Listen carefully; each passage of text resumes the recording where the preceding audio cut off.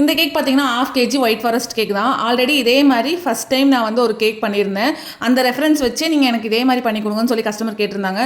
So அதே மாதிரி நம்மளும் வந்து white forest cake 1/2 kg ready பண்ணியாச்சு. எப்பவும் போல கேக்கை வந்து 2 லேயராக ஸ்பிளிட் பண்ணியாச்சு.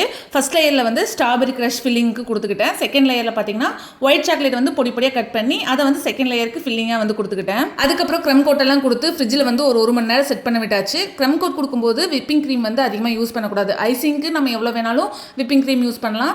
ஆனால் வந்து க்ரம் கோட் கொடுக்கும்போது விப்பிங் க்ரீம் ரொம்ப கம்மியாக தான் யூஸ் பண்ணணும். ஃப்ரிட்ஜில் செட் பண்ணதுக்கப்புறம் மறுபடியும் மெயின் கோட் அதாவது ஐசிங் பண்ணி அதையும் ஒரு 2 hours வந்து ஃப்ரிட்ஜில் செட் பண்ண விட்டாச்சு. ஐசிங் எல்லாம் பண்ணி ஃப்ரிட்ஜில் செட் பண்ணி எடுத்ததுக்கப்புறம் ஃப்ராஸ்டிங் பண்ண ஆரம்பிச்சாச்சு.